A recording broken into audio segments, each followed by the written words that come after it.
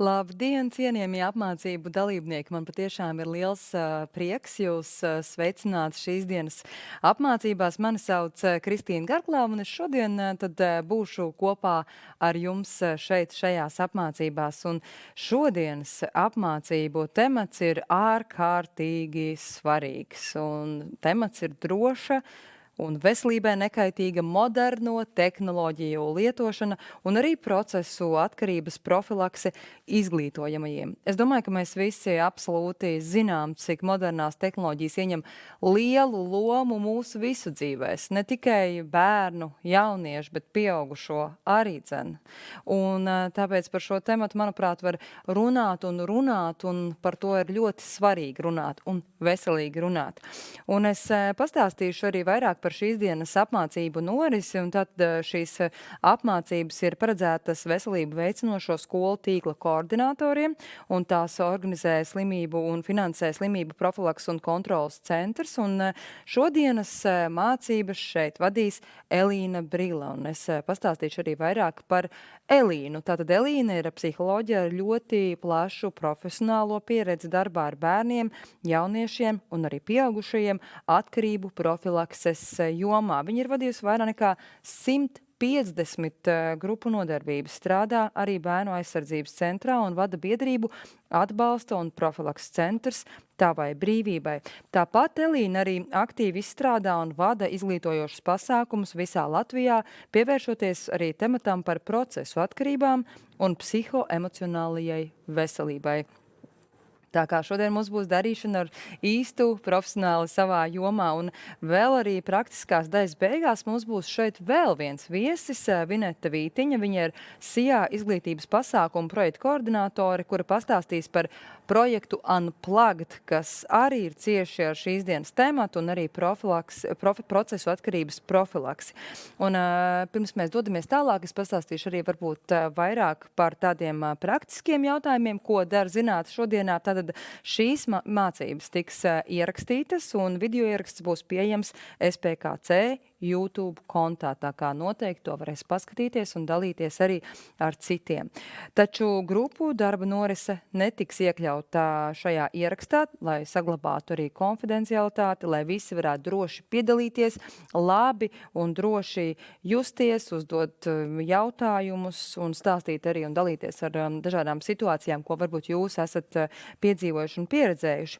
Tāpat arī noteikti būtiski ir tas, lai jūs rakstītu jautājumus, uzdotu tos, un tos aicināšu rakstīt Zoom chatā. Tos tad arī uzdošu lektorē pirmās daļas noslēgumā. Un, ja mēs runājam par pirmo daļu, tad šeit arī lūgums mikrofons un rokas pacelšanas funkciju pagaidām nelietot, jo visu komunikāciju mēs lūdzam veikt tikai Zoom chatā. Un, ja ir arī kādas tehniskas problēmas, protams, ka rakstiet un dodiet mums zināt, lai tad varam arī kopā atrisināt un palīdzēt. Kas vēl svarīgi? Apmācību beigās jūs saņemsiet arī saiti uz novērtējumu anketu. Tas būs apliecinājums par dalību, un tas tiks izsūtīts tikai tiem, kas tad arī aizpildīs un iesniegs šo anketu. Tā kā tas būs apmācību beigās, ņemiet arī to vērā. Un es, protams, aicinu arī jūs visus sagatavoties tādai aktīvai līdzdalībai, gan uzdodot jautājumus pirmajā daļā Zoom chatā, gan arī iesaistoties diskusijās un grupu darbos mācību otrajā daļā. Un 3 aktīvākie mēs arī esam sagatavojuši lieliskas balvas, tā kā tās arī mēs tad paziņosim, kurš saņems šīs dienas noslēgumā. Un tagad gan ir laiks lekcijai, tāpēc es priecājos dot vārdu Elīnai Brilai, un es aicināšu Elīnu pievienoties man šeit. Elīna, varbūt pirms ķeramies klāt lekcijai, kā jūs sacītu par tām modernajām tehnoloģijām? Es saprotu, ka katrs, protams, ir individuāls stāsts, bet tādu kopējo kaitīgumu novērtējumu, ja jums būtu jādod. Cik tad mēs kaitīgi lietojam šobrīd modernās tehnoloģijas? Jā, tā tipiski parasti psihologi mēģina novērtēt klientu pašsajūtu no 1 līdz 10. Tad es teiktu, ka gandrīz visi mēs kaut kādā mērā ciešam no viedierīču pastiprinātas lietošanas no apmēram vismaz uz 5. Un, piemēram, miega traucējumi, kas ir raksturīgi ne tikai jauniešiem, bet arī pieaugušajiem, bieži vien ir tieši no pārmērīgas viedierīču lietošanas, piemēram, pirms aizmigšanas. Cik tas ir svarīgi gan pieaugušajiem, bērniem, gan es arī teiktu jauniešiem, īpaši skolas laikā. Tas ir ļoti, ļoti būtiski. Tā kā ar nepacietību gaidām jūsu lekciju, jūs stāst. Lūdzu, vārds jums. Jā, labdien, cienījamie klausītāji. Mēģināsim šodien pavadīt kopā 1 stundu, runājot par drošu un veselībai nekaitīgu moderno tehnoloģiju lietošanu, drusciņi pieskaroties arī procesu atkarībai un šīs atkarības profilaksei tieši izglītojumiem, tātad bērniem ar apakštematu, kā nepazaudēt bērnus, jo šis ir viens no iemesliem, viens no riskiem, kā mēs patiešām bērnus kaut kādā mērā varam pazaudēt, dažkārt pat esot kopā ar bērniem vienā telpā, vienā ēkā, bet neesot pa īstam kopā. Jā, tad pirms mēs dodamies pie mācību materiāla, es gribētu ar jums aprunāties par tādu, par maniem novērojumiem praksē, un šeit es esmu izvēlējusies nosaukumu copy-paste pieeja, kas ir visiem mums zināmā taustiņu kombinācija. Šajā gadījumā es vēlos vērst jūsu uzmanību, kā bērni, tā skaitā izglītojumie dažādās vecuma grupās, vienkārši kopē mūsu pieaugušos. Un psiholoģijā mēs to saucam par sociālo iemācīšanos. Tātad bērni vienkārši atdarina to, ko viņi redz darām mūsu pieaugušos.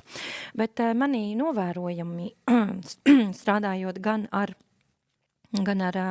vecākiem, gan ar pedagogiem, gan ar pašiem izglītojumiem, ko daru diezgan bieži, regulāri braukājot uz skolām, ir tādi, ka apmēram 1 no 5 pusauģiem vakaros spēj nolikt telefonu malā vismaz stundu pirms miega, un tas varbūt nav mans novērojums, bet dzirdētais viņu pašu stāstītajā, un aicinu jūs padomāt un uzrunāt arī jūsu izglītojumos par to, kādi ir paradumi viņu ģimenēs.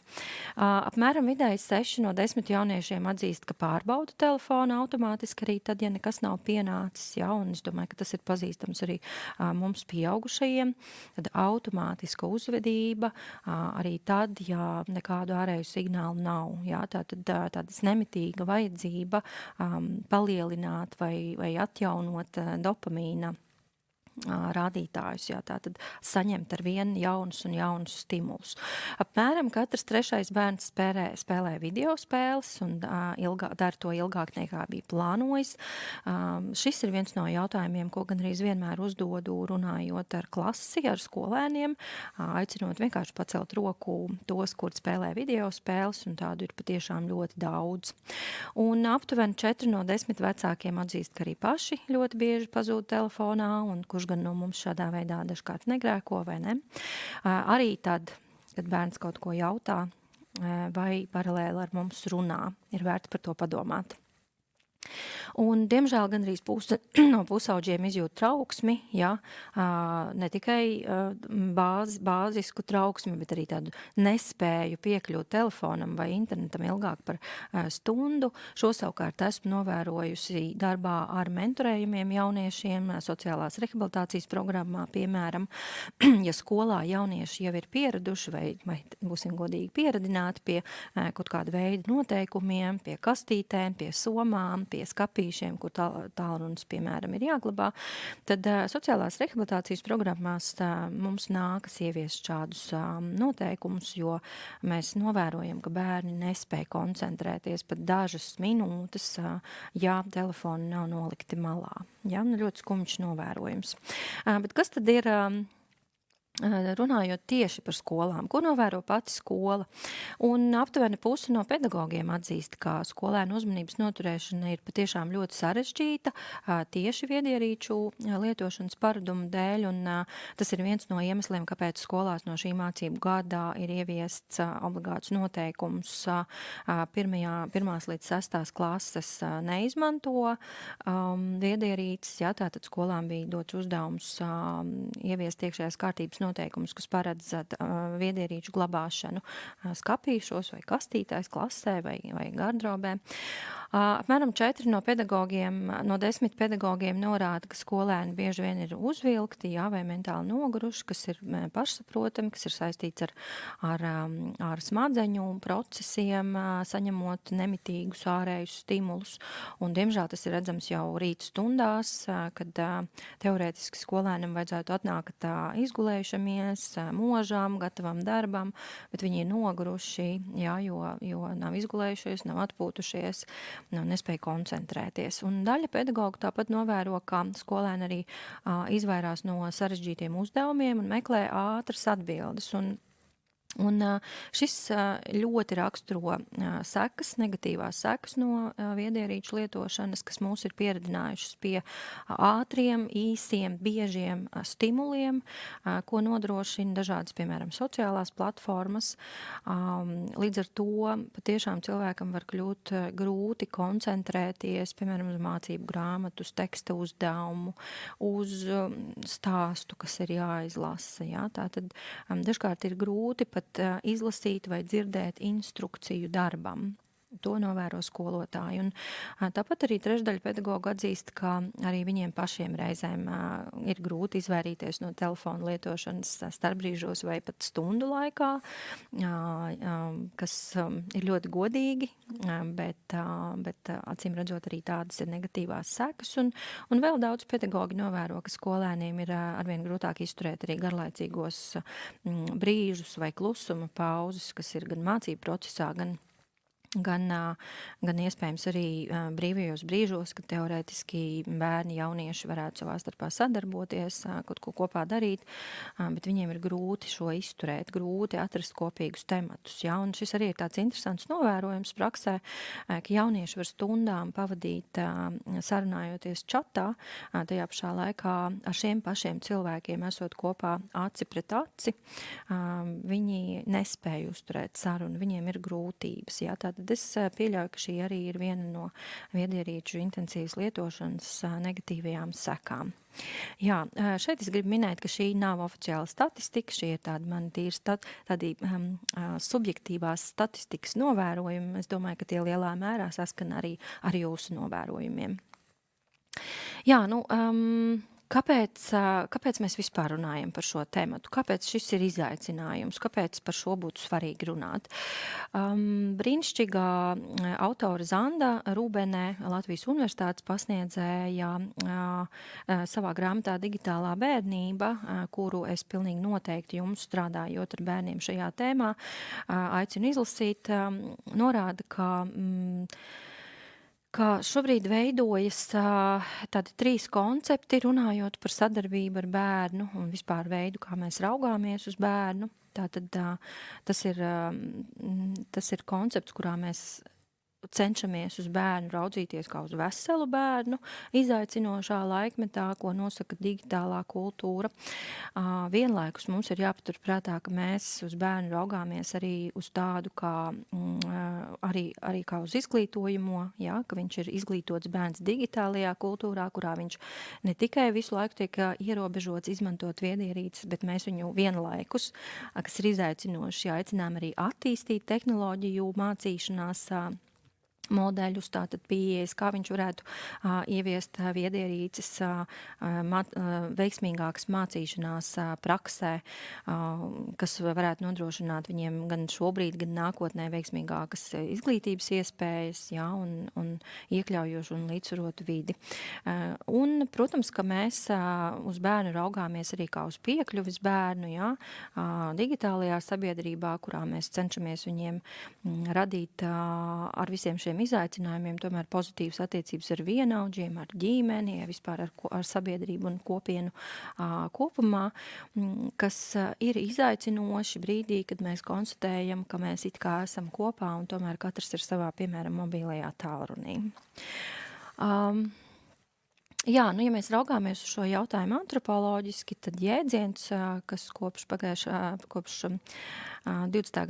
Un 21. gadsimta mīs kļūst arvien nozīmīgāks, tieši pētot pedagoģiju, ir tā saucamais homo mediālis vai digitālis. Un, protams, ka mēs līdz šim esam pazinuši sevi kā homo sapiens, vai ne, bet, diemžēl, mūsdienu šis te izaicinošais gadsimts ir ienesis arī šādu medializētu cilvēka tēlu un antropoloģisku figūru, kas ir ārkārtīgi saistošs šobrīd digitālās bērnības izpētei. Un ja mēs parasti runātu par cilvēku kā par tādu, kur mēs pētām viņa dzīmumu, vecumu, etnisko piederību un vietu sabiedrības struktūrā un kopienā, tad diemžēl šobrīd arvien būtiskāk kļūst arī digitālo mēdīju formētie tādi identifikācijas modeļi, kas nozīmē, ka mēs gribam saprast, kas ir tas viedierīču lietotājs, kas viņam ir raksturīgs, ja? Kā mēs varam viņam vieglāk piekļūt, lai viņu, piemēram, apmācītu. Un, diemžēl, šis ir īpaši aktuāli arī tieši bērniem un pusauģiem, jo viņi piedzīvo visintensīvāko mācīšanās procesu un arī viņu smadzenes nobriest visintensīvāk. Ja mēs salīdzinām ar mums pieaugušajiem, kuriem smadzenes jau sāk novecot no noteikta vecuma, tad bērni piedzīvo īpaši izaicinājumu smadzenēm nobriestot, bet saņemot ārkārtīgi šos te daudzos stimulus. Arī par to rakstā profesora Zanda Rūbenē, patiešām no sirds iesaku skolai iegādāties šo grāmatu vai bibliotēkā uzmeklēt un iegūt profesionālu, zinātniski pamatotu informāciju, kas jums patiešām var noderēt darbā ar bērniem un pusauģiem. Nu, un ko tad mēs redzam tīri statistiski pasaulē? Kādas ir bērnu un jauniešu digitālās uzvedības tendences? Un man ir statistika par šo un pagājušo gadu, kur mēs redzam, ka ikdienas internetu lietošana jauniešu vidū Latvijā, piemēram, ir aptuveni 91%. Un, ziniet, kā ar statistiku, jūs droši vien visi zināt slaveno teicienu, ir mazi mēli, lieli mēli un statistika. Nu, mums nāksies paļauties uz šiem Eurostat un reportāla datiem, vai tie patiešām ir 91 vai 99, kā man drīzāk gribētos domāt procenti, jo man ir grūti iztēloties jauniešus, kuri viedierīces nelieto skolu vidē. Es tādus, diemžēl, neredzu, diemžēl vai par laimi, jo digitālās ierīces ir arī nepieciešams mācību darbam vai saziņai, bērnu drošībai, ja, par ko ir vērts atcerēties. Jā, sociālo tīklu lietošana vispār kopumā populācijā ir apmēram 74%, tātad, ko mēs sauksim par sociālajiem tīkliem, visdrīzāk es aicinātu domāt par dažādu veidu sociālajām platformām, un šis ir arī izaicinošs gadsimts tādā ziņā, ka bērni un jaunieši patiešām mēdz mūs apsteigt un lietot tādas platformas un tādus sociālos tīklus, par kuriem mēs pieaugušie dažkārt nezinām, un dažus no tiem es pieminēšu arī šodien prezentācijā. Un vispār kopējais internetu lietotāju īpatsvars ir apmēram 92% iedzīvotāju. Un ko mēs redzam par sociālo mediju lietošanu pasaulē, ka tie ir tātad 97% apmēram lieto internetu gandrīz katru dienu, un tieši mūsu interesējošajā vecuma grupā 16 līdz 29, tātad jaunieši. Un, diemžēl, sociālo mediju lietošana turpina pieaugt arī pēc pandēmijas, kad bija tāds pīķis sociālo mediju lietošanā, un pretēji gaidītajam, ka to lietošana varētu samazināties, atgriežoties pie nosacīt normālas dzīves, mēs redzam, ka, diemžēl, kaut kādi paradumi, kas izveidojās pandēmijas laikā, ir nostiprinājušies, paralēli nākot klāt citām jaunām iespējām, stimuliem, kas ļoti viegli iesakņojas tādā ikdienas rutīnā. Un jaunieši arī digitāli tiek atzīti par intensīvāko tādu sabiedrības grupu, tātad tie, kas lieto sociālos tīklus visintensīvāk. Jā, un kas tad ir ar video spēlēm? Apmēram 43% tādu tipisku pusauģu 15-gadnieki tiešsaistē pavadā vairāk vai aptuveni 60 stundas nedēļā, kas ir ārkārtīgi daudz. Tās tātad ir aptuveni 8 stundas dienā, un ja mēs raugāmies uz tādu vienu normālu parastu darba dienu, mēģinam iedomāties skolēnu, kurš ierodas mājās pēc mācībām ap 3, 4, tātad visu atlikušo laiku līdz gulēt iešanai iespējams viņš pavadā spēlējot video spēles vai atrodoties internetā, kas ir ārkārtīgi intensīvi un skaidrs, ka par daudz. Viens no jautājumiem, ko es tipiski uzdodu skolēniem, runājot ar viņiem skolā, ir atkal ļoti vienkārši aicinot pacelt roku tos, kuriem ir ārpus skolas nodarbības, un jūtos ļoti gandarīta skolās un klasēs, kurās paceļas daudz vai visas rokas. Tas ir ļoti, ļoti nozīmīgi, un man ir patiešām skumji un bailīgi, kad es redzu paceļamies ļoti maz roku. Jā, šis ir viens no ļoti svarīgiem jautājumiem, ko es aicinu arī jūs, kā tādus vēstnešus, varbūt sadarbībā ar skolu vai atbalsta personālu skolā, tātad apzināt šo te pusauģu, bērnu un pusauģu ārpus skolas aktivitāšu intensitāti, jo man novērojumi liecina, kā pretēji varbūt tādam gaidītajam, šī ir galvenokārt problēma reģionos, nevis lielajās pilsētu skolās, un kāpēc man bija pašai interesanti nonākt pie secinājuma, ka tas ir saistīts ar sabiedriskā transporta pieejamību. Jā, bērni, kuri reģionu skolās man ir atbildējuši, ka nē, viņi diemžēl neko neapmeklē, lai gan viņiem gribētos, atzīst, ka ja viņi dotos uz pulciņu pēc stundām, tad viņi nevarētu nokļūt uz mājām, jā, vai viņiem nāktos doties ar kājām daudz kilometru garumā, jā, vai tumsā, vai sliktos apstākļos, kas, protams, nav droši. Jā, nu un atgriežoties pie video spēlēm, tad populārākās aktivitātes ir dažādas spēles, dažādi uzņemti video, sociālie tīkli, kas arī piedāvā ātrus stimulus, kas ir ļoti, ļoti mainīgi, un, protams, ziņapmaiņu. Ziņapmaiņā, manuprāt, jaunieši pārspēja mūsu pieaugušos 100-kārt, ja ne 1000-kārt. Ja mēs dienā apmaināmies ar pāris ziņām, tad jaunieši, principā, ja viņiem nebūtu ierobežojumi, droši vien to darītu nemitīgi. Nu, tādi ir skumjie novērojumi. Un tādas pēcpandēmijas tendences, ko mēs novērojam, ir tādas, ka pandēmija patiešām palielināja ekrāna laiku, jā, un šis augstais līmenis joprojām saglabājas, un līdz ar to pieaug arī problemātiskas lietošanas rādītāji, kas ir galvenokārt, tad, kad mēs lietojam vārdus problemātisks, mēs saprotam šo te kontroli un sekas, kas arī ir viena no tādiem būtiskākajiem mainīgajiem runājot par atkarībām, kad cilvēkam rodas grūtības kontrolēt procesu, ko viņš veic, un no tā izveidojas kaut kādas negatīvās sekas. Un šobrīd, atkal jāsaka, ticēt vai nē, bet tātad šie oficiālie statistikas dati liecina, ka apmēram 11% pusauģu Eiropā ir šajā riska kategorijā, runājot par problemātisku viedierīču lietošanu.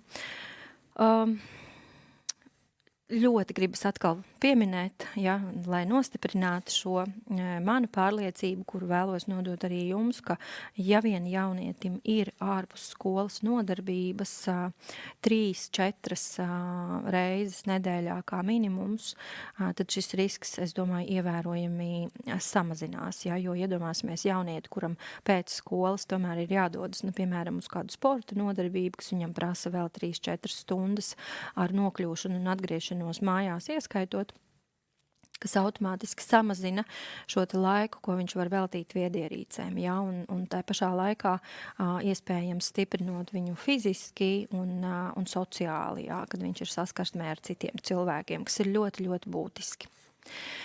Jā, nu tādas tipiskās riska grupas, kad mēs runājam par šo atkarību risku, ir īpaši ievainojamās grupas, un tie ir intensīvie lietotāji, kā jau es minēju, tātad šīs 60 plus stundas nedēļā, nezinot, kā tieši jūs strādājat vai strādāsiet ar jauniešiem, vai varbūt ar sociālajiem partneriem, kam nodosiet informāciju.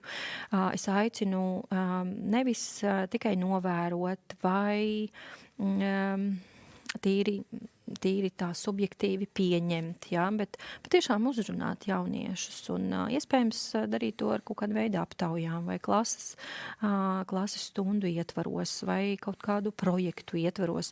Projekti, manuprāt, ir vispār brīnišķīgs veids, kā no jauniešiem iegūt informāciju tādā pastarpinātā izglītojošā, viņiem ļoti pieņemamā veidā, jā, kas ir interesants, kas ir neformāls, kas jauniešiem ļoti patīk. Un šādā veidā jūs varētu apmēram saprast, kuri tad ir tie, kas ir patiešām šajā riska grupā.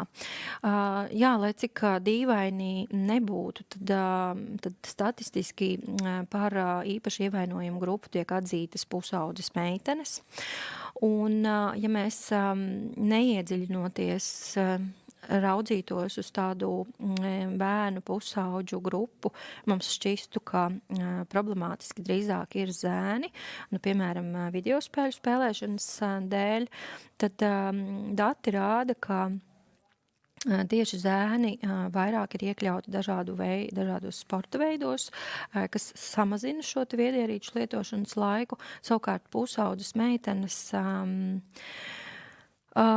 lieto sociālos tīklus, kuros, diemžēl, mēdz sociāli mācīties, salīdzināties, jā, un vēl tāds interesants termins, ko mēs šobrīd diezgan daudz izmantojam, sociāli aplepināties, jā, tātad sociālais lipīgums ir kaut kas, ko arī ļoti novērojam pie jauniešiem, tātad mēģināt sekot līdzi modes tendencēm, dažādām mūzikas, influenceru, tātad aktivitātēm, jā, kopējot viņus, un, diemžēl tam mēdz būt negatīvās sekas ne tikai viedierīču biežumā lietošanā, bet arī, piemēram, tādas negatīvās sekas kā negatīvs paštēls vai ēšanas traucējumi, jā, kas, protams, ir cita tēma. Un, protams, ka īpaši ievainojamā grupa ir jaunieši ar negatīvu digitālo pieredzi, kas ir ļoti interesanti, jo varētu šķist, ka jaunietis, kurš ir guvis negatīvu digitālo pieredzi, piemēram, ticis kiberbulingots, jā, tātad kaut kādā veidā ticis apsmiedz digitālajā vidē, saņēmis kaut kādu veidu vardarbību no vienaudžiem, varētu gribēt lietot šo te viedierīci kaut kādas sociālās platformas mazāk. Un tomēr dati liecina, ka šie jaunieši tik ļoti uztraucas par to, kā šī situācija var attīstīties un kā viņi izskatās vienaudžu acīs, ka viņi turpina pastiprināti sekot līdzi. Tātad nevis intereses, bet baiļu dēļ. Jā, baiļu, trauksmes dēļ, nemitīgi pārbaudot, vai tas turpinās, vai tas vairojas, jā, kas ir ļoti interesants fakts.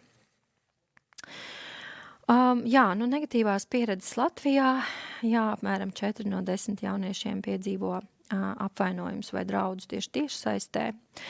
Un ko mēs vēl redzam, kā pieaug kibermobbings, jā, par to runā daudzas organizācijas, arī pati skolu vide, un tāda toksiska komunikācija un manipulāciju risks, arī tam mēs šodien pieskarsimies, jo tieši vakar bija tāda interesanta tēma, ko ir aktualizējis centrs Drošs internets, kādā sociālajā platformā publicējot ļoti profesionālu un patiešām aicinošu un brīdinošu ierakstu par bērniem un pusauģiem, runājot par čata ruletēm. Jā, interesanti. To mēs varētu noskaidrot jautājumu un atbilžu sadaļā, vai arī jūs esat par to informēti, vai jums tas ir zināms. Man bija jāpameklē, kas tas ir. Es to nepazinu ar šādu nosaukumu, bet tieši šeit tas ir pieminēts, jā, tātad manipulāciju risks, un tad, kad mēs runājam par manipulācijām, mēs automātiski domājam arī par bērnu tiesību pārkāpumiem, kas ir iespējami, jā. Tātad aicinu tiešām kādu no jums padalīties jautājumu sadaļā, vai jums šis ir pazīstami. Jā, nu tad par likumdošanu un noteikumiem, un kā jau es minēju iepriekš, no šī gada mācību gada sākumā, tātad 1. un 6. klases ir ierobežojušas mobīlo tālruņu lietošanu. Nu, kādi ir mūsu novērojumi skolās? Jā, lielākajā daļā skolu mēs to redzam, un gan mums kā speciālistiem, kas braucam strādāt ar skolēniem, to darīt ir vieglāk. Gan, protams, pilnīgi noteikti vieglāk ir skolotājiem veikt un nodrošināt mācību procesu.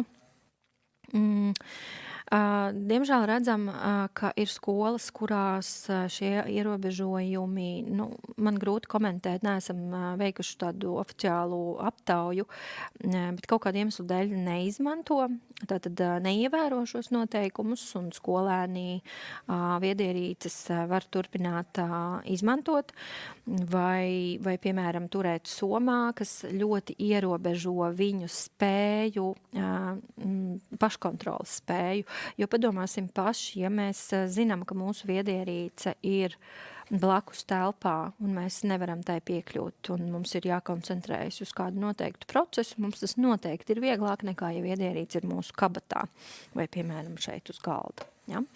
Tātad tāda elementārā uztveres grūtība, ja man ir ārējs stimuls, kurš man nemitīgi atgādina par sevi, vienkārši ar to, ka viņš tur ir. Ja? Tāda pozitīva lieta, ko esam novērojuši dažās skolās, ir atsevišķu skolu lēmums šos ierobežojumus piedāvāt no savas puses 1. līdz 9. klašu skolēniem, tātad daudz plašākai grupai. Un grūti man komentēt, cik pretīm nākoši ir paši bērni, bet ja tas ir iekļauts iekšējos skolas iekšējās kārtības noteikumos, tad atliek vien pakļauties.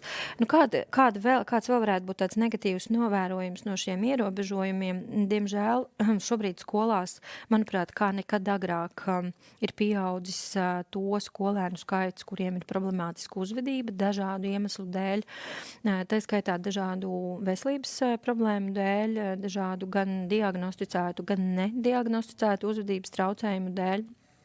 Un, ko esam redzējuši skolās, ka dažkārt skolas veic tādus izņēmumus, nodrošinot skolēnam pieeju mobīlajiem tālruņiem, lai viņš vienkārši netraucē mācību darbu un neaiztiek citus. Ja? No otras puses, tas, protams, uzreiz aktualizē jautājumu par tādu vienlīdzību, par pilnvērtīgu iekļaušanu, jo ir skaidrs, ka šāds bērns tātad skolā atrodas, bet vai viņš saņem to, kāpēc viņš ir ieradies, visticamāk, ka nē. Ja?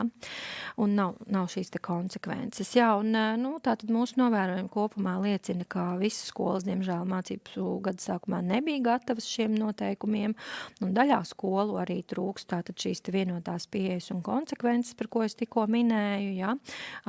Kur, piemēram, viedierīces tiek izsniegtas starpbrīžos, kas, manuprāt, arī ļoti nepareizi, jo viedierīces nenodrošina dabisku izventilēšanos, izskraidīšanos, izlēkāšanos, un bērns, kurš ir noguris stundā, tātad ar kognitīvu piepūli, kad viņam vajadzētu izstaigāties, iespējams iziet ārā, uzspēlēt bumbu, ja ir garāks starpbrīdis, ko mēs ļoti bieži skolās novērojam. Viņš pie šīs izvēles, ja viņš nav pietiekami, piemēram, iekļauts kaut kādā draudzības grupā, kādā sociālajā grupā, viņš izvēlēsies vienkārši sēdēt telefonā, ja, kas ir ļoti skumji. Un kā jau es minēju, viedierīces tiek dažkārt izsniegtas situācijās, kur tas patiesībā nav nepieciešams. Ja, ja skola kādam bērnam ar šiem te uzvedības traucējumiem izsniedz telefonu tāpēc, lai viņš būtu mierīgāks, nevis padomā par atbalsta pasākumiem, piemēram, patiešām smagos gadījumos dažkārt, kur būtu nepieciešams asistents vai atbalsta personāls, atbalsta persona klasē, skolā ar šo bērnu. Nu, manuprāt, tā ir ļoti tuvredzīga rīcība. Jā, protams, atbalsta pasākumi un persona prasa lielākus ieguldījumus, lielākus resursus, bet, manuprāt, tā ir tālredzīga pieeja, jā, un uz bērnu vērsta pieeja un bērnu tiesības aizsargājoša pieeja. Jā, un kopumā, manuprāt, tas rada skolēniem tādus pretrunīgus signālus un arī apgrūtina noteikumu gan ieviešanu, gan ievērošanu un uzsver nepieciešamību pēc tādas skaidras un vienotas pieejas visās skolās. Ja? Interesanti, kāda ir jūsu pieredze, ja ir arī šajā sadaļā kādi interesanti komentāri, novērojumi vai jautājumi, droši pievienojiet saviem jautājumiem. Jā, un tad šeit es gribētu varbūt ienest arī gadījumu no prakses, lai mums visiem būtu interesantāk. Un šeit ir tas piemērs, ko es minēju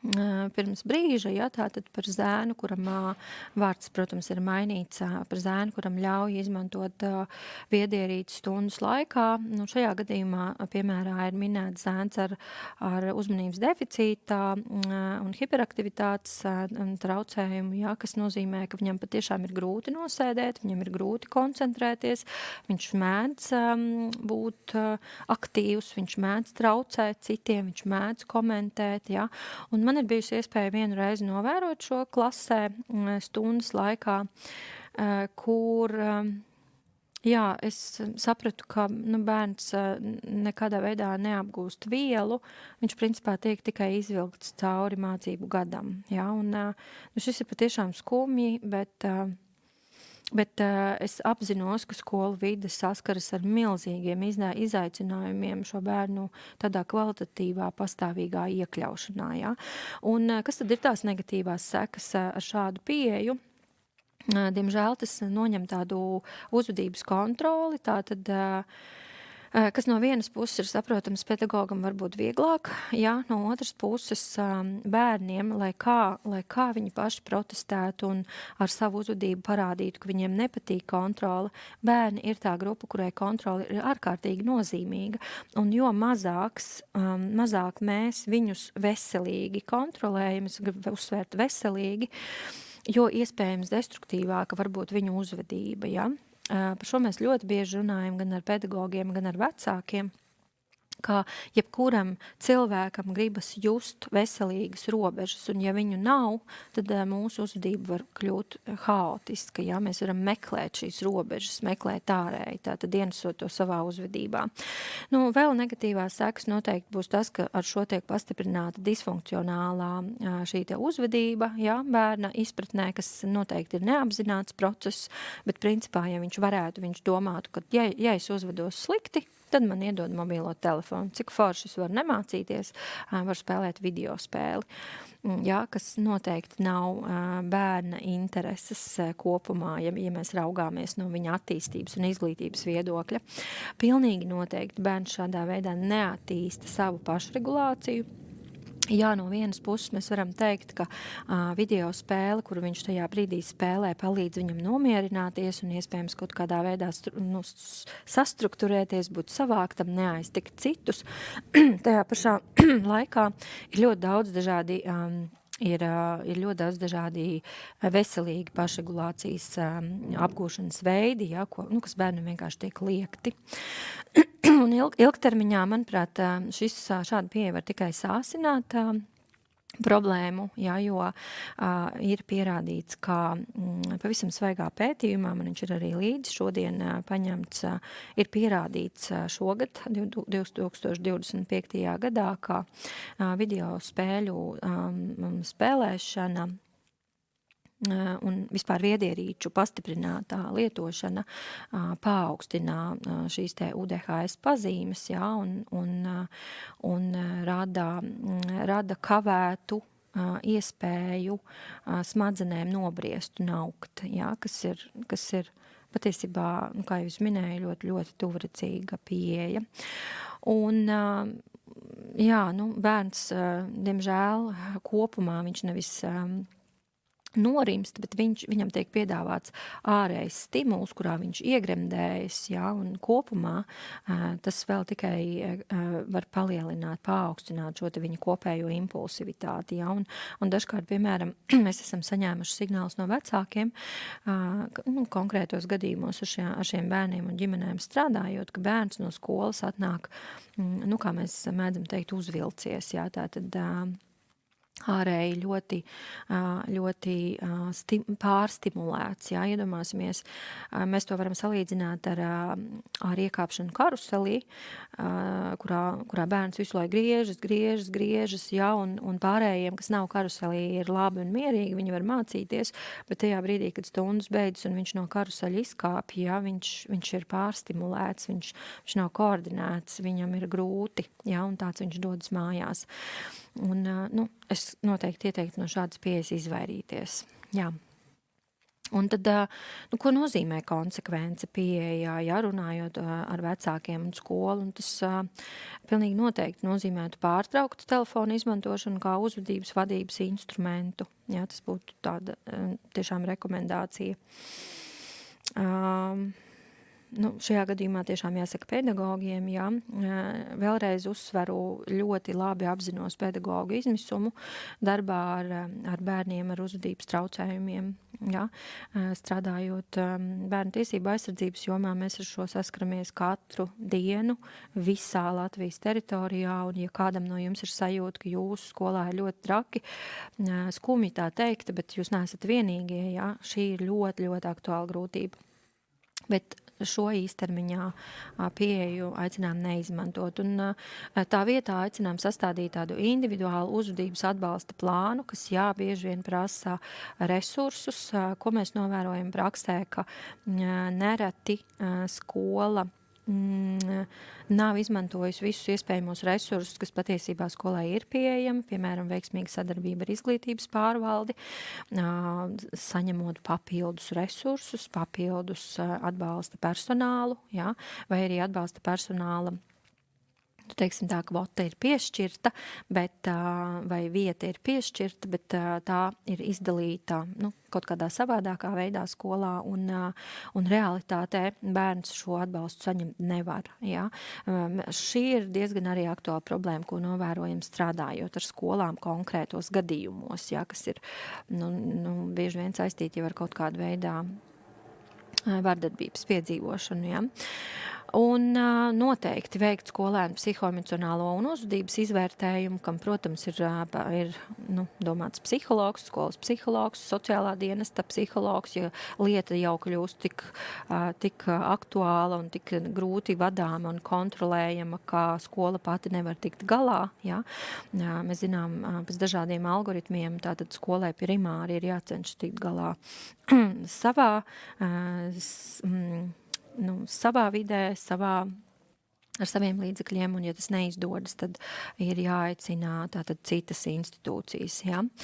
Un pilnīgi noteikti arī skaidrs un konsekvents uzvedības robežas visos mācību priekšmetos, lai nebūtu tā, ka ir priekšmeti, kuros pedagogs kaut ko atļauj, un tur pretī ir pretēji noteikumiem, ja? Un šiem te skolas iekšējiem kārtības noteikumiem, un pārējie ievēro. Tātad šādas konsekvences trūkums jebkuru no mums arī pieaugušo padarīs apmulsuši, ja mēs nesapratīsim, kā tad īsti ir, un nemaz nerunājot par bērniem, ja, kad viņiem ir grūti domāt, loģiski domāt, izdarīt secinājumus, pieņemt lēmumus, ja, par labu kaut kādai labākai izvēlei, jo viņu smadzenes vēl vienkārši nav līdz galam nobriedušas, ja, tātad mēs viņus pakļaujam ar šo slodzēju, kas viņiem var būt grūti panesama, ja.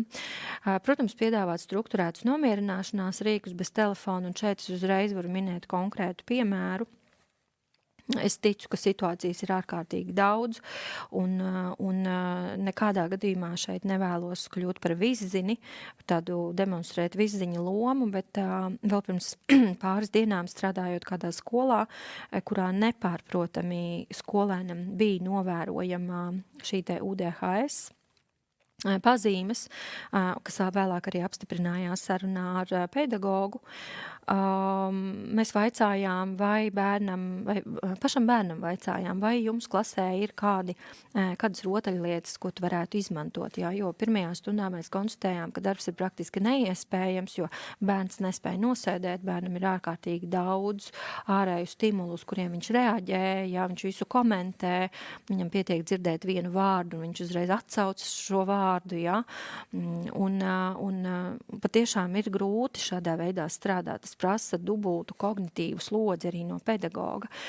Un dezorganizē pārējās klases darbu, un jā, izrādās ir, jā, un bērns pats parādīja tātad groziņu ar dažādām šīm te sensorajām rotaļlietām, kas ir mīcāmas un staipāmas, un vienu no šīm rotaļlietām bērns izvēlējās un varēja tātad stundas laikā ar to nodarboties. Šis ir ļoti labs piemērs, ko es visticamāk kaut kādā veidā integrēšu arī tālākajā darbā ar skolām, ar klasēm, jo lai gan šis nebija zinātnisks pētījums, bet mēs varējām salīdzināt darbu pirmajā stundā un otrajā, kur bērns jau šo rotaļlietu izmantoja, un darbs radikāli atšķīrās. Radikāli, ja? Tātad tā vietā, lai mēs viņam piedāvātu telefonu, kas varētu būt neizprotami citiem bērniem, ja? Mēs viņam piedāvājam tātad rīku, par kuru pilnīgi noteikti ir jāinformē arī pārējo klasi, izrunājot to klases stundā, ja? Vai, nezinu, veltot tam 2-3 minūtes stundas sākumā, izstāstot, ja? Ļoti elementāri bērniem saprotamā valodā, ka ir bērni, kuriem ir grūtāk nosēdēt, un ir bērni, kuri var uzcītīgi sēdēt visu stundas garumā. Bet tā kā bērnam tādam un tādam to izdarīt ir grūti, jā, tad mēs viņam piedāvāsim tātad šādu rotaļlietu. Es, protams, jūs dzirdat, runāju par bērniem sākumskolas vecumā.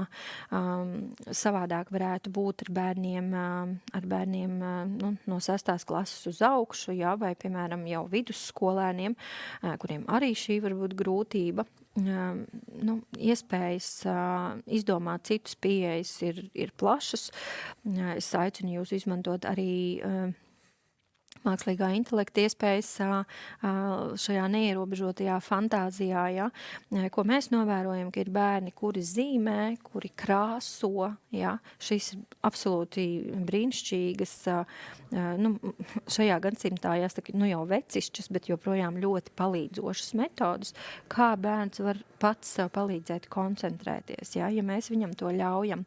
Un tāds skumjš novērojums skolās ir, ka dažkārt ir pedagogi, kuri izsaka dažādas piezīmes un aizliegumus un soda bērnus par lietām, kas nav svarīgas. Ja? Un šis ir varbūt arī tāds aicinājums vienmēr izvērtēt, vai tas, ko es bērnam saku, patiešām ir nozīmīgi, vai tas ir svarīgi, vai tas ir palīdzoši, ja? Vai tas ir arī laipni. Jo, ja es redzu kā pedagogs, ka bērns kaut ko krāso, bet es pārliecinos, ka viņš mani dzird, jā, un tas viņam palīdz labāk koncentrēties, kāpēc gan nē. Pilnīgi noteikti nodrošināt, mēs aicinātu nodrošināt arī atsevišķu uzraudzītu darba vietu, jo uzvedība traucē klasē, un mēs apzināmies, ka šis nav vienkāršs ieteikums, jo nevienmēr skola var šo tīri tehniski noorganizēt, nevienmēr ir šāda brīva klase, ja visa skola ir noslogota, un nevienmēr ir pedagogs, kurš var pavadīt laiku kopā ar bērnu šajā klasē. Bet ļoti daudz skolas izvēlas šo pieeju spiestā kārtā, jo nav citu variantu, kā nodrošināt apmācības procesu gan šim bērnam, gan pārējiem. Ja, un, tas prasa atkal papildus resursus, bet atkal šis ir tālredzīgi, ja? Un šis ir uz bērna interesēm vērsti. Protams, aicinājums ir arī sistemātiski integrēt šo te pozitīvo pastiprinājumu, pamanīt labās lietas, ko bērns dara, veic. Ja? Jā, tas ir ļoti grūti, kad mēs strādājam ar sarežģītiem bērniem, kad viņš visu laiku ir traucējis, kad viņš varbūt jau 2 gadus man ir traucējis strādāt. Ja? Pēkšņi atgādināt pašam sev, ka man ir viņš par kaut ko jāpaslavē. Ja? Bet novērojumi rāda, un arī paši skolotāji atzīst, ka pat tiešām tas fenomenāli strādā, Un mēs ar to varam eksperimentēt arī savās ģimenēs un redzēt, ka ir ļoti patīkami saņemt labus vārdus par vienkāršām lietām. Ja? Paldies, ka tu pamanīji, paldies, ka tu sadzirdēji, paldies, ka tu izdarīji, ja? Tev labi sanāca. Tās ir absolūti vienkāršas lietas, kas var mācīt, var kaut kādā veidā disciplinēt bērnu. Ja? Noteikti tās ir regulāras atbalsta komandas tikšanās skolā, un ko mēs novērojam, ka tās notiek, un noteikti tas ir darbs ar ģimeni un nevis tādā apsūdzības formā, skolē esot par tādu, kā mēs sakam, slikto policistu, ja, bet esot tādā mentora lomā, mēģinot saprast, kāpēc ir tā. Ja. Bieži vien skola nav informēta par kaut kādiem notikumiem, kas notiek bērna ģimenē, un tā varbūt nav mūsu šīs dienas tēma, bet praksē redzam, ka mēdz būt tādi ģimenes apstākļi, kuros bērnam skola ir vienīgā drošā vieta, vienīgā mierīgā vieta, kur viņš var atrasties. Ja? Un iespējams, ka šī te provokatīvā uzvedība ir viņa atļaušanās beidzot būt bērnam, ja, kuru nenosoda, kuru varbūt nesit. Ja. Nu, lūk, un, protams, kā nodrošināt skolēnam arī emocionālas pašregulācijas treniņus, kas ir varbūt sarežģīti, bet atkal šis ir skolas psihologa ziņā visticamāk, vai skolas sociālā pedagoga ziņā un iespējams sadarbībā ar vecākiem ziņā, kur viņi var atrast kādu instrumentu, kas skolai varbūt, kas bērnam un skolai varbūt palīdzoši. Nu, lūk, un kāda tad ir moderno tehnoloģiju ietekme uz veselību, ko mēs redzam, kā, protams, ka tas skar visus veselības aspektus, fizisko veselību, psiholoģisko un sociālo. Un šeit varbūt es ieskicēšu gadījumu par zēnu pusaudzi, kuram ir pamešana novārtā ģimenē, jā, tātad paēdis un izgulējies un nomazgājies varbūt ir, jā, bet tāda reāla emocionāla tuvu attiecību sociālā kontakta ar vecākiem nav, un viņš ir pārgājis no reāliem uz virtuāliem draugiem, jā, diemžēl viņam nav ārpus skolas aktivitāšu un ir intensīva video spēļu spēlēšana, kas savukārt rada tādas negatīvās sekas kā miega un trauksmes traucējumus un automātiski rada šos te mācību sasniegumu kritumus. Skola, diemžēl, dažkārt šādus gadījumus mēdz interpretēt nepareizi, jā, tātad kaut kādā veidā negatīvi komentējot, iespējams kaut kādā veidā sodot, varbūt, piemēram, informējot vecākus, varbūt, ka vecāki, kuri ir pametuši novārtā, savukārt soda viņu un trūkst, mēs šeit pazaudējam bērnu. Ja? Iespējams, ka šī intensīvā video spēļu spēlēšana ir tāds neverbāls sauciens pēc palīdzības, ko neviens nav līdz galam uztvēris. Jā, un tad fiziskā veselībā, ko mēs novērojam, visbiežāk būs tāds mazkustīgums un svaiga gaisa trūkums, tā saucamais teknek vai tātad,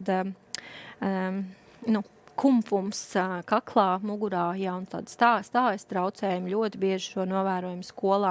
Arī galvas sāpes un nogurums, kas ir ļoti raksturīgi pavadot daudzas stundas.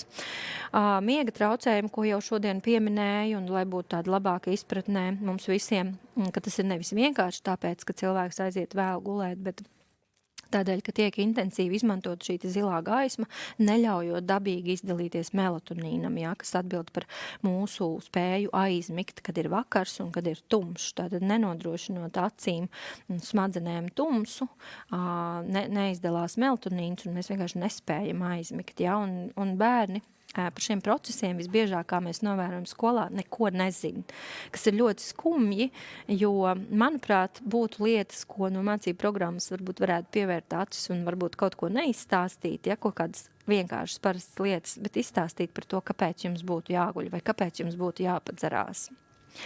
Aizkavētās miega fāzes sindroms, kas ir tātad kas ir atkal vienkārši negatīvās sekas no tā, ka jo vēlāk viņš aiziet gulēt, jo vēlāk viņš var pamosties, piecelties un pamosties. Tie ir tie bērni, kas ierodas skolā guļoši, ja, un ar kuriem nav iespējams strādāt, kamēr viņi nav pamodušies. Un, protams, šī absolūtā miega un nomoda ritma nobīde, kad bērns principā nespēja iet uz skolu un piedalīties mācību procesā, tāpēc, ka visu nakti ir bijis augšā un pa dienu viņš guļ. Ja, atkal sadarbība ar ģimeni būs tā, kas principā vienīgā var palīdzēt. Psiholoģiskajai veselībai mēs šeit novērosim, protams, paaugstinātu stresu un trauksmi un tādu pastāvīgu salīdzināšanos sociālajos tīklos, iespējams, ja bērns tos izmanto, pilnīgi noteikti tā būs tāda domu sadrumstalotība, uzmanības samazināšanās un spējas koncentrēties samazināšanās un tā saucamie atkarīgas uzvedības cikli, jeb tas, ko mēs psiholoģijā saucam par dopamīna kraušanu kaudzē, ja, kad šie stimuli tiek krauti viens uz otru, un dažkārt mēs novērojam, ka ir bērni, kuri sēž pie viedierīces, ja, piemēram, pie datora, ēd un vēl skrolē telefonu. Ja? Tātad iedomājieties, cik daudz stimulu, ja? Ārkārtīgi daudz, un varbūt vēl ar kādu paralēli cenšas runāt. Un, protams, kā jau es minēju iepriekš, šeit ir arī pētījums, ko es pieminēju, tātad ekrāna laika saistība ar uzmanības deficītu un hiperaktivitātes traucējumu simptomiem. Jā, ļoti interesants pētījums, iesaku patiešām šo piefiksēt un par to arī runāt skolā. Un tas, kas pētījumā ir minēts, ko es vēl nepieminēju, ka šajā pētījumā uzrādās tādas izmērāmas smadzeņu struktūras izmaiņas un traucētas smadzeņu attīstības rādītāji, īpaši tajos reģionos, kas atbild par izpildu funkcijām. Tātad smadzeņu priekšējā daiva, jā, kur mēs runājam par uzmanību, par domāšanu, par impulsu kontroli, kurā bērns varētu savākties un saturēt savus impulsus, bet diemžēl to nespēja. Un, protams, uzmanības un koncentrēšanās izmaiņas, kad koncentrēties kļūst ļoti grūti, jo ir šie te daudzie īsie stimuli, nepārtraukta pārslēgšanās starp šiem stimuliem un ļoti vāja spēja noturēt uzmanību. Un sekas ir redzamas katram pedagogam, ir grūtāk iemācīties jaunu informāciju, piemēram, dzejoli, piemēram, formulu. Jā. Ir ļoti grūti plānot un strukturēt uzdevumus, un ir ļoti grūti reflektēt, un refleksija ir absolūti svarīgs un obligāts mācību procesa sastāvdaļa, jā, tātad, un šo viņi nespēja. Savukārt sociālā veselība noteikti būs tādas virspusējākas attiecības un mazāk klātienes sarunu, ko mēs novērojam. Tas noteikti ir grūtības risināt konfliktus bez ekrāniem, ja, kā jau es minēju, ekrānos viņi var sastrīdēties un konfliktēt, bet aci pret aci stāvot, viņi nesaprot, kā to darīt. Noteikti tā ir empātijas un emocionālo signālu uztveres samazināšanās, kas ir ļoti būtiski mūsu tādai veiksmīgai attīstībai. Diemžēl pieaug kibermobbings, jā, jo daudzās ģimenēs nav šo te ierobežojumu tajā, kur paliek mobilais telefons bērnam dodoties gulēt, jā, kas ir milzīga problēma. Un, kas savukārt nozīmē, ka bērnam principā telefons ir pieejams visu diennakti. Un daļēja klātbūtne, ja, kas nozīmē, ka it kā mēs esam, it kā mēs runājam, it kā viņš mūs dzird, bet patiesībā viņš sēž telefonā. Protams, samazināt spēju uztvert neverbālos signālus, kas ir mīmika, piemēram, izprast, ja, ko tas nozīmē, kad kaut kas skatos dusmīgi vai priecīgi. Pieaugoša tolerance pret agresīvu komunikāciju tiešsaistē, tātad tiešsaistē daudz atļaujas būt agresīvāki nekā varētu to dzīvē, ja, un tas kļūst pieņemamāk. Un, protams, šī salīdzināšanās, ko jau es minēju, un daudzas citas pazīmes.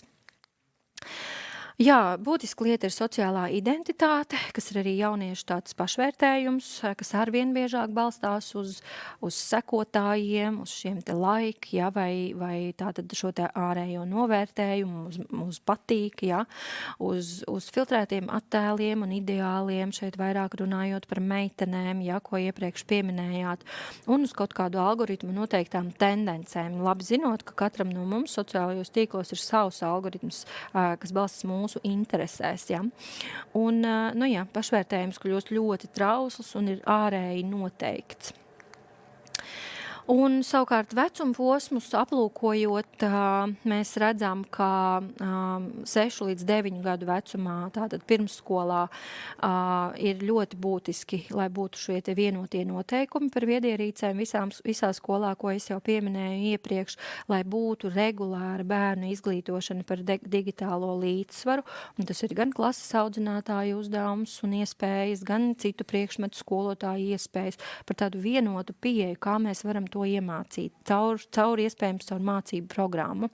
Un klusā zona starpbrīžiem bez ekrāniem. Un esmu ļoti priecīga dzirdēt par skolām, kurās ir atsevišķas šīs klusās, vai iespējams skaļās zonas, kur bērni spēlē galda spēles, jā, un dara citas lietas, kuras nebalstās viedierīču izmantošanā.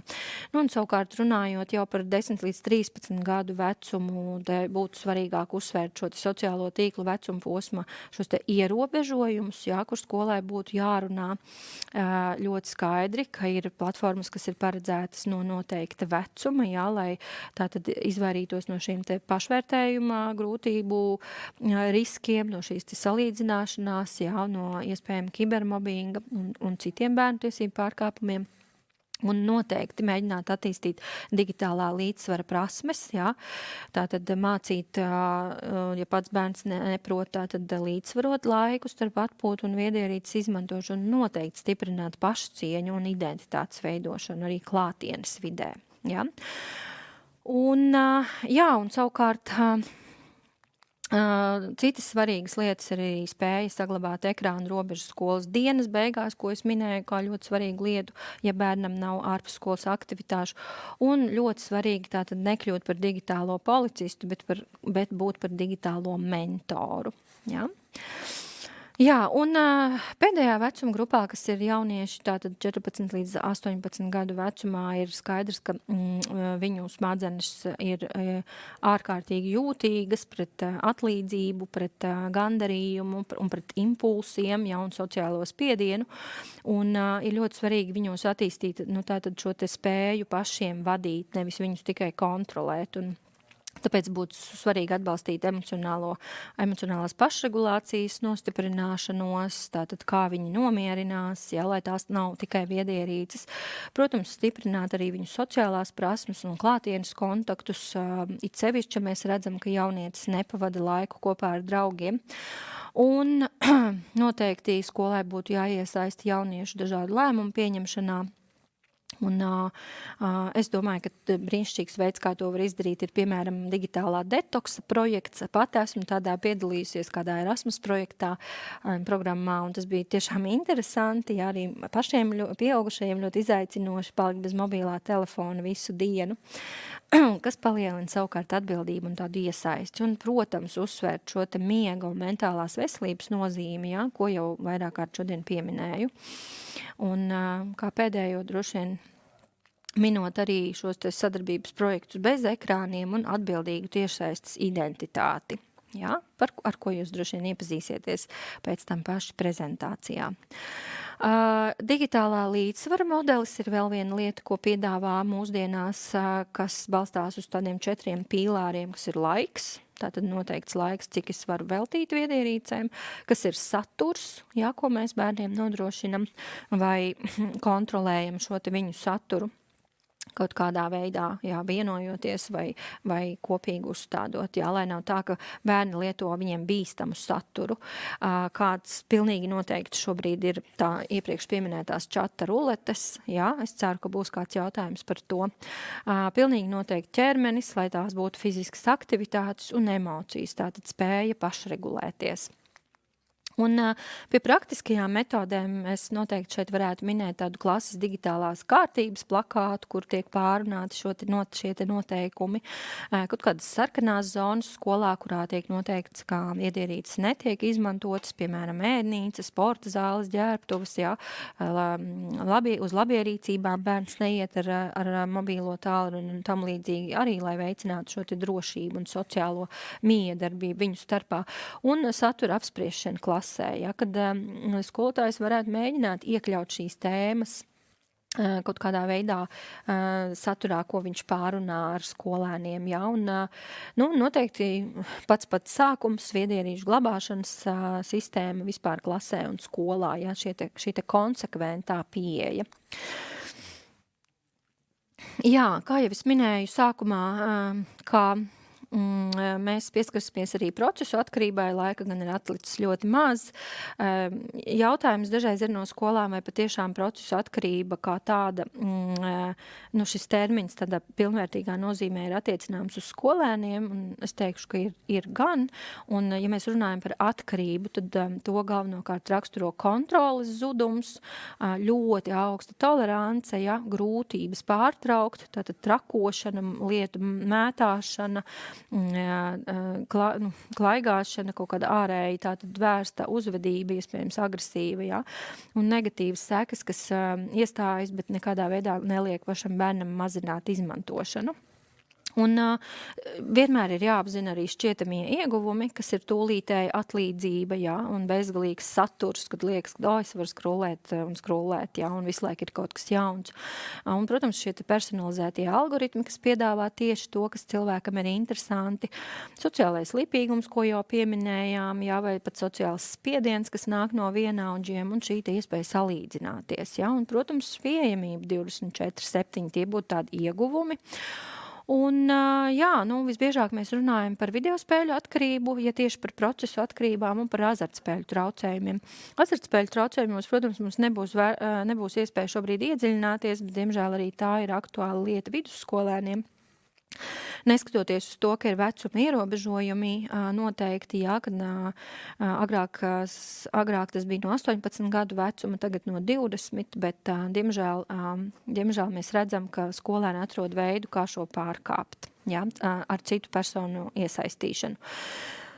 Jā, brīdinošās pazīmes, par kurām jums visiem būtu vērts zināt un runāt arī ar vecākiem, protams, ir universālas, ja, kur tiek pazaudēta šī te kontrole un laiks, rodas kaut kādas negatīvās sekas, bet šeit jūs redzat arī pa dažādiem vecuma posmiem izdalītas brīdinošās pazīmes, ar kurām jums būs iespēja iepazīties individuāli šajā prezentācijā. Un, pavisam īsi runājot par drošību, ja, tas ir viens no skolas uzdevumiem atpazīt riskus un sniegt šo strukturēto atbalstu. Un,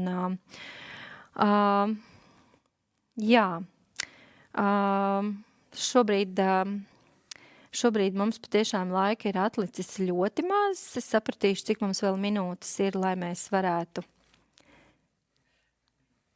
Mums ir tik apmēram 2 minūtes, tāpēc vēlreiz aicinu jūs patiešām izmantot jums pieejamo prezentāciju pēc mūsu tikšanās. Noteikti iepazīstieties un mācieties atpazīt riskus. Nekad vienu vai dažu risku kombinācijas neizvirzot kā tādu galēju atziņu, ja, ka bērns ir atkarīgs, bet vienmēr paturot prātā, ka mums ir jāizzina, kāpēc bērnam ir šāda uzvedība. Ja? Un tā ir viena no ļoti svarīgām lietām.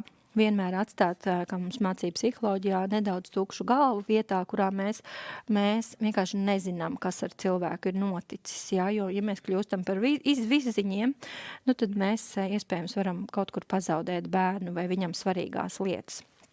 Šeit es apstāšos, lai mēs varam pievērsties jūsu jautājumiem.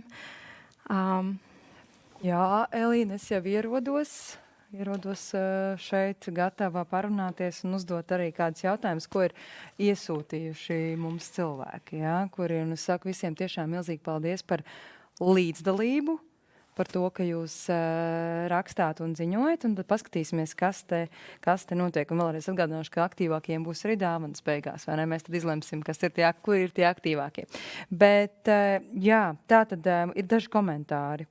Piemēram, pusdienu laikā, piemēram, starpbrīdī bērni lūdz telefonus, jo karte piesaistīta telefonam.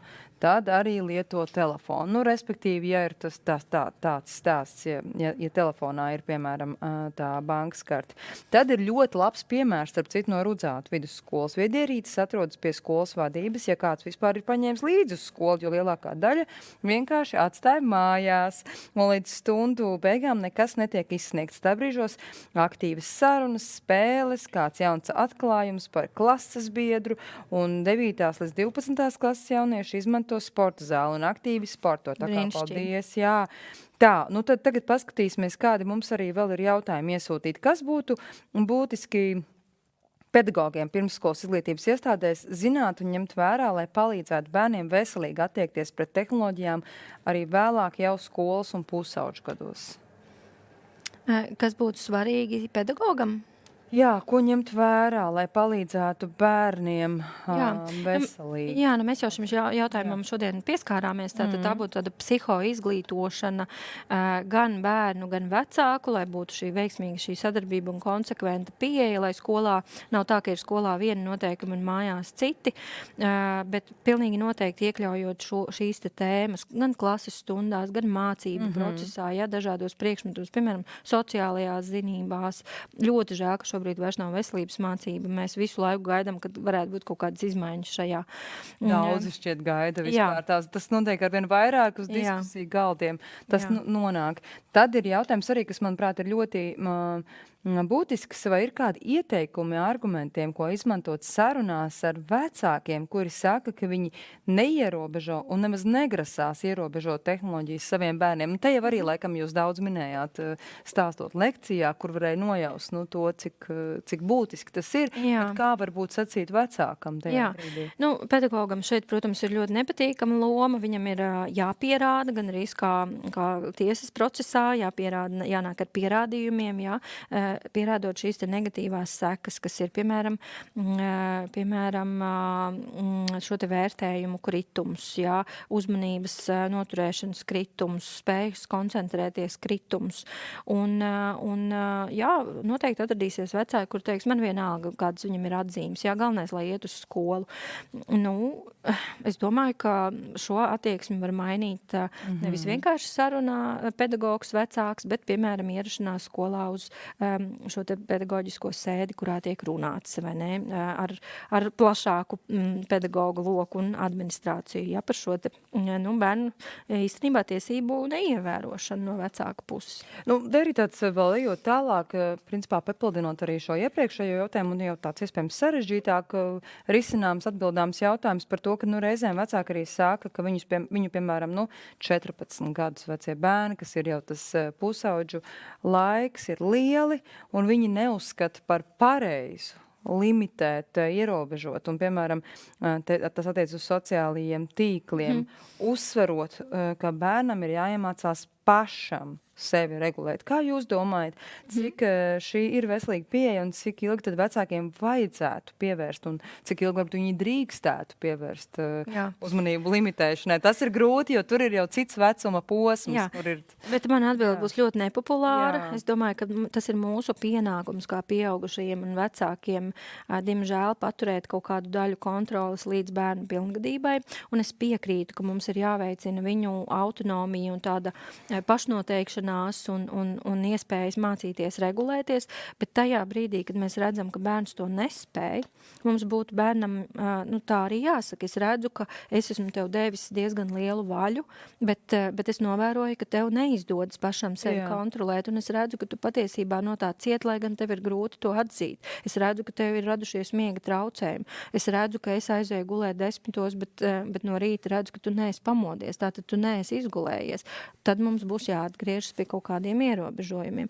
Un kāpēc vecāki šo negrib kontrolēt? Vismaz tie ir mani novērojumi praksē. Jo vecākiem ir ārkārtīgi grūti izturēt pusauģa pretestību, konfliktus, trakošanu, ultimātus, draudus. Viņi vienkārši nespēja to izturēt. Bet vecāku uzdevums ir iemācīties to izturēt. Es tieši gribēju papildināt to jūs sacīto, ka droši vien kā ar vienu sarunu šeit nepietiks. Tas ir tas, ko jūs sakāt, ka vecākam varbūt šeit, ka vienu vakaru parunāšos, visu sapratu. Nē, tāpat kā bērns neiemācās staigāt vienā dienā, viņš arī nevar iemācīties vienā dienā sevi kontrolēt. Un sarunām, pat ja tie ir konflikti, ja, protams, nevajag konfliktēt, bet ja tomēr vienmēr vajadzētu beigties ar vienošanos. Vai mēs varam vienoties, ka tagad uz nedēļu es tev iedodu telefonu, un tad es novērošu, vai tev izdodās vai neizdodas. Un tad mēs runāsim atkal. Tas vienošanās princips arī kaut kādās citās situācijās, arī skolas vidē var strādāt ar uzsvaru uz vienošanos. Tā, kas ir čatu ruletes? Ir arī jautājums iesūtīts mums. Tātad čatu ruletes ir tiešsaistes platformas, kas nejauši savieno dažādus lietotājus video vai teksta sarunās ar svešiniekiem, diemžēl visā pasaulē. Un man ir ļoti skumji to teikt, bet es patiešām šo pārbaudīju tīri praktiski. Kāda skolēna telefonā aicinot parādīt, kā tas izskatās. Un brīdī, kad mēs to kopīgi darījām, otrā pusē ekrānam bija vīrietis gados, tātad onkulis, un viņš atradās gultā, guļus pozīcijā. Ko tas nozīmē? Par to arī runā platformā Drošs internets, ka šī ir absolūti nekontrolēta vide, kas paver iespējas plašiem un ārkārtīgi nozīmīgiem bērnu tiesību pārkāpumiem. Un es šeit runāju, piemēram, par seksuālu vardarbību pret bērnu. Šis ir vēl viens ļoti tāds smags temats, un skaidrs, ka tas arī te ir stāsts arī par to pašu veselības mācību, ka tā varētu būt vieta, kur to varētu ar bērniem vēl pārunāt vēl un vēl. Skaidrs, ka mājās arī, bet skolā arī dzen. Ja mēs runājam par to pārunāšanu skolā, tad arī tāds komentārs, drīzāk kā komentārs, ne jautājums, lai cik nebūtu skumji, pēdējā laikā ir tendence vecākiem regulēt skolotāju darbu, ir zudusi cieņa un tolerance. Tas ir bēdīgi, ja ir. Viedierīču kontekstā varbūt grūti saprast jautājumu. Iespējams tā savstarpējā saziņa par to, kā bērniem jārīkojas, piemēram, skolā, ka telefonu ir jāatstāja, vai arī tur iespējams ir kaut kāds domsakības. Droši vien, kā šajā gadījumā viedierīces ir palīdzošas vispār nonākt kontaktā ar skolotāju. No otras puses, viedierīces, kā jau es iepriekš minēju, padara sarunu iespējams agresīvāk nekā tā būtu tiekoties aci pret aci. Un bērns mācās šo komunikāciju, atkal sociālā mācīšanās. Mums ar vēl drusku šajā sadaļā ir atlicis laika, mēģināšu ātri vēl šos jautājumus. Daudz bērni nodod skolā vecos, izrādās neizmantojamos telefonus, bet savus īstos izrādās, es to nezināju, slēpj un izmanto pa kluso. Ko lai dara ar vietpulksteņiem, planšetēm, kas arī ir pieejams skolēniem? Man arī šis ir jaunums. Es nebiju iedomājusies par šo vai dzirdējusi. Es domāju, ka bērni ir kā ūdens, un ūdens, kā zināms, atradīs vismazāko spraugu, lai izlaustos. Bet mēs vienmēr varam strādāt pie uzlabojumiem, un ja mēs šo novērojam, tad mēs nevis konstatējam un žēlojamies, bet mēs mēģinam saprast, tātad, ko vēl mēs varam izdarīt, lai paturētu šos te noteikumus. Un pēdējais tad jautājums, cik tad minūtes dienā būtu optimāla tehnoloģiju lietošana? Tad droši vien ir dažādi vecumi. Pirmkārt, ir dažādi vecumi un ir dažādas teorijas, un es varbūt šeit atturēšos nosaukt konkrētas minūtes konkrētos vecumos. Ar šī informācija noteikti ir pieejama gan mans pieminētajā grāmatā Zandes Rubenes un noteikti kvalitatīvā interneta saturā dažādos pētījumos. Bet es domāju, ka tas atšķiras arī ļoti individuāli pēc bērna, gan emocionalitātes, gan fiziskā, emocionālā brieduma, gan pēc viņa sociālās dzīves konteksta, vai viņam vispār ir kontakts ar citiem vai nav. Es varu pateikt, ka, piemēram, man bērniem ierobežojumu viedierīču lietošanā īsti nav, jo viņi ir ārkārtīgi aizņemti sportā. Un tad, ja es redzu, ka viņi izmanto mobilo tālruni, es teikšu tā, man nav žēl, jo es zinu, ka viņi ir noguruši un tuliņi ies gulēt. Es arī nevaru pilnībā liekt to darīt, jo viņiem tur ir interesants saturs un dažkārt vērtīgs saturs un arī skolai izmantojams saturs. Dažādi, kā saka, arī veidi, kā izmantot arī skolai. Ir ļoti, ļoti tāds grūti atbildāms jautājums. Bet noteikti svarīgs, un par to katram droši vien ir būtiski padomāt individuāli tieši savas ģimenes kontekstā. Tagad mums būs neliels pārtraukums. Mēs tiksimies atpakaļ 14:25. Tad sāksies praktiskā daļa. Šeit vēlreiz atgādināšu, ka praktiskā daļa netiks ierakstītā, lai visi justos droši, arī stāstot par savām situācijām, uzdot brīvi jautājumus un neuztrauktos par to, ka tas tiek ierakstīts. Tā kā būs tāda lieliska atmosfēra, un tas būs jau pēc 10 minūtēm, un tad jau tiksimies Zoom platformā atkal. Gaidīsim jūs atpakaļ.